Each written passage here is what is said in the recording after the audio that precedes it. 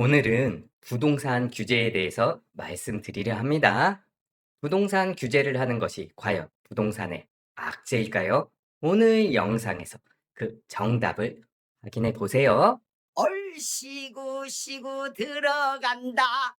절씨구 시구 시구 들어간다. 흙수저의 신. 안녕하세요. 흑사의 신 흑신입니다. 형님들, 방금 나온 각설이 타령 영상 어떠셨나요? 엄청 웃기지 않았나요? 저 빼고 빠지는 줄 알았어요. 죄송합니다. 나만 웃긴가? 각설이 타령 만들어서 선물해 주신 형님, 제가 꼭 결제본 하겠습니다. 매 영상마다 꼭 넣도록 하겠습니다. 그럼 본격적으로 오늘의 주제인 부동산 규제에 대한 효과에 대해서 말씀드려 볼게요. 우선 제가 예전에 올려드렸던 영상 한번 봐보겠습니다. 태형건설이 워크아웃 된 게 부동산의 호재입니까? 악재입니까? 태형건설이 부도났대. 어떡해. 부동산 망했다.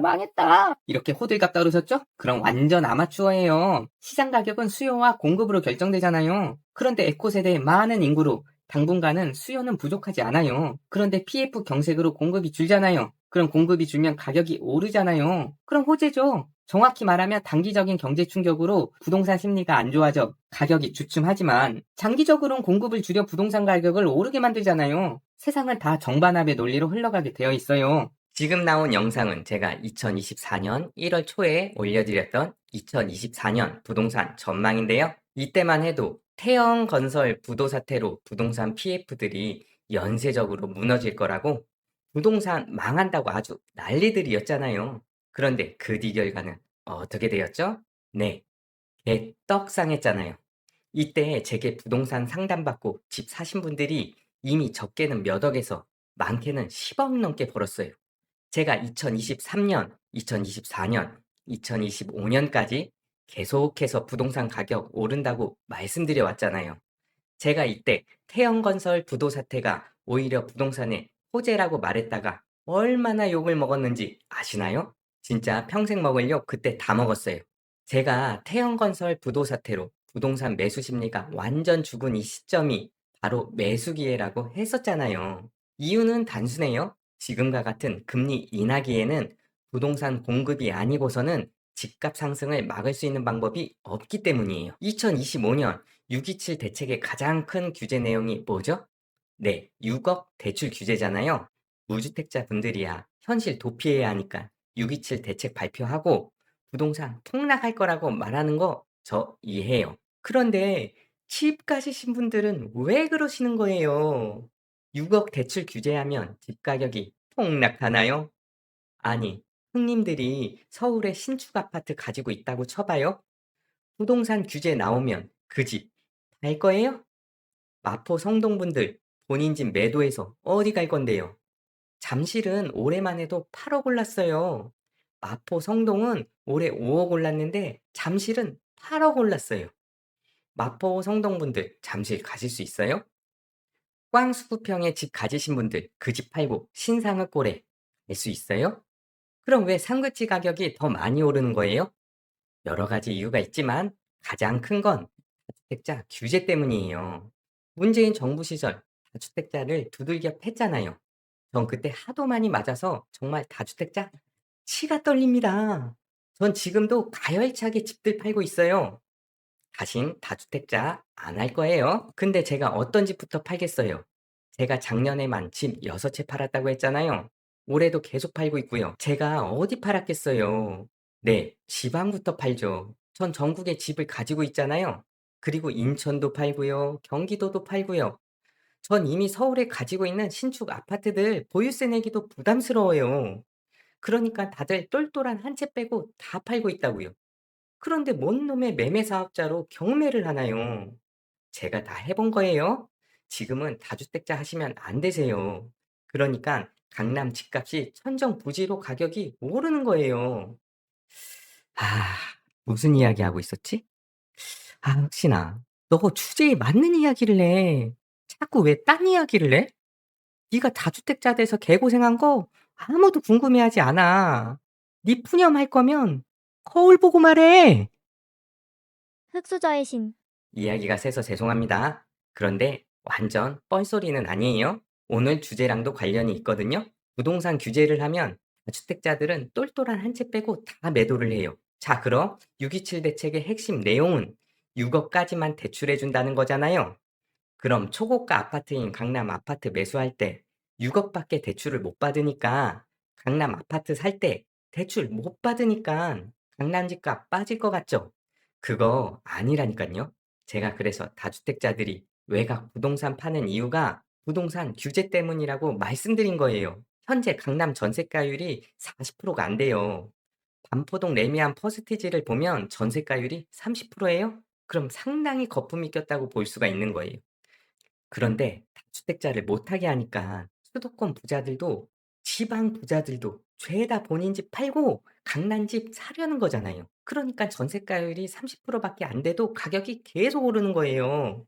강남 집주인들 입장에서는 안 그래도 집값에 거품이 껴있는데 정부가 알아서 대출 규제를 해준 거예요. 그렇게 거품이 터지기 전에 알아서 정부가 대출 규제를 해서 거품을 걷어주고 있는 거라고요. 집값이 급격히 상승하면 그 뒤는 폭락이에요.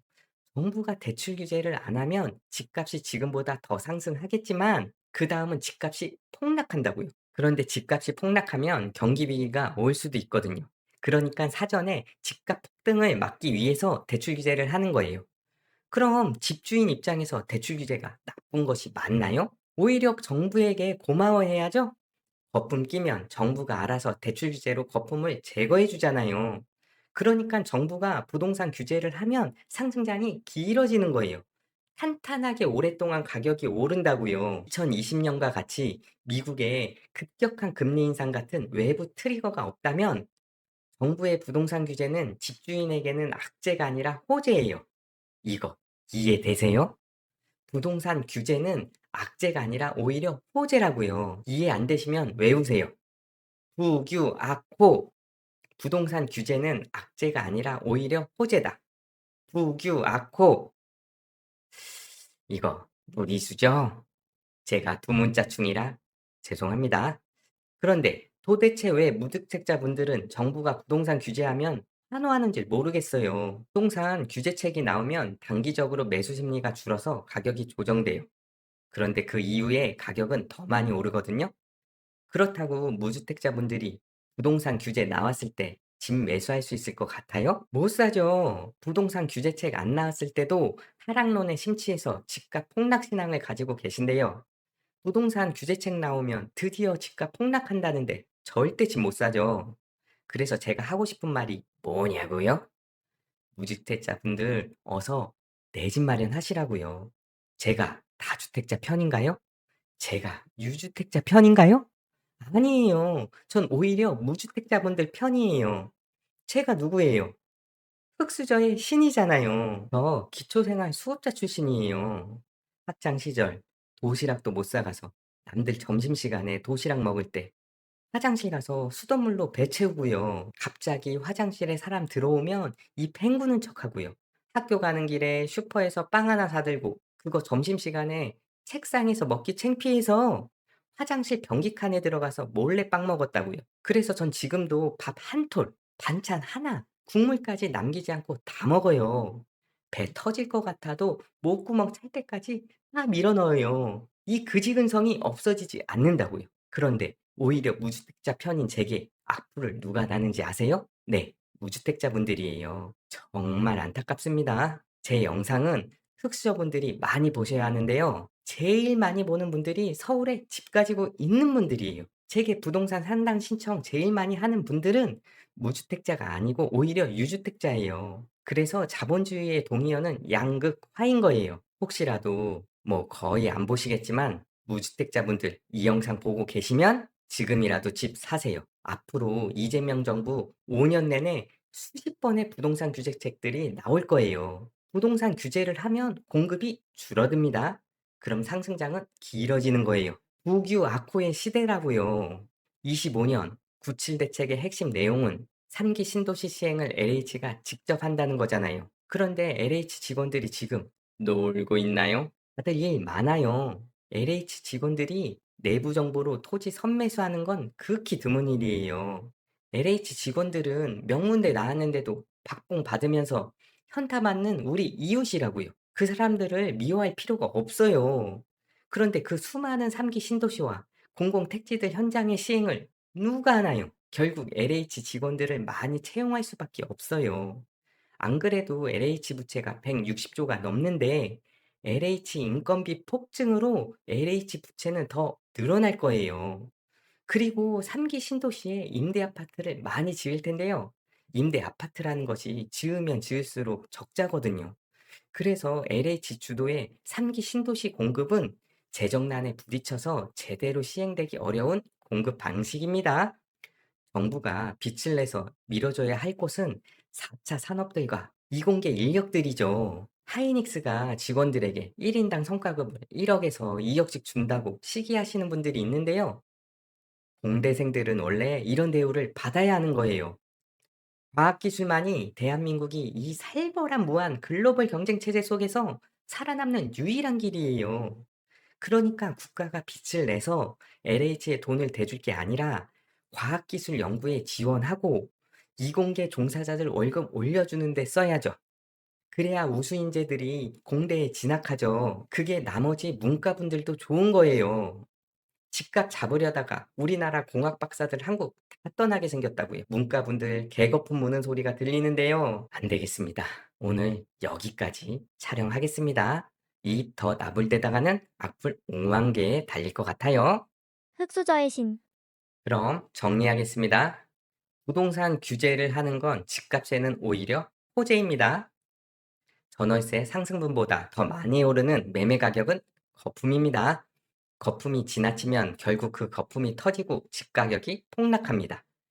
개인들은 포모 현상에 빠지면 앞뒤 안 가리고 폭등한 가격에도 집을 매수해서 집값을 계속 올리기 때문입니다. 하지만 정부가 집값 오를 때마다 부동산 규제를 하면 집값 거품이 제거됩니다.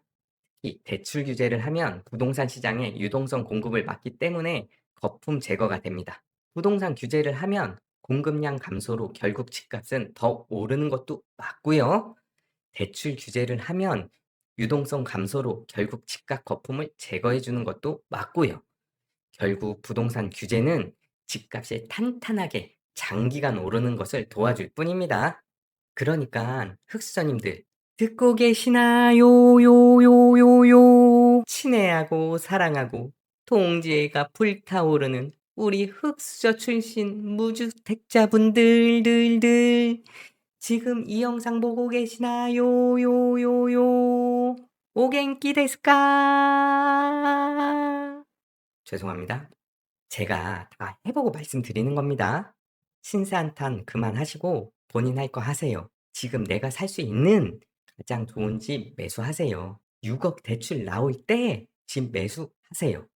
그럼 오늘도 제 쌉소리 들어주신 형님들 너무 감사합니다.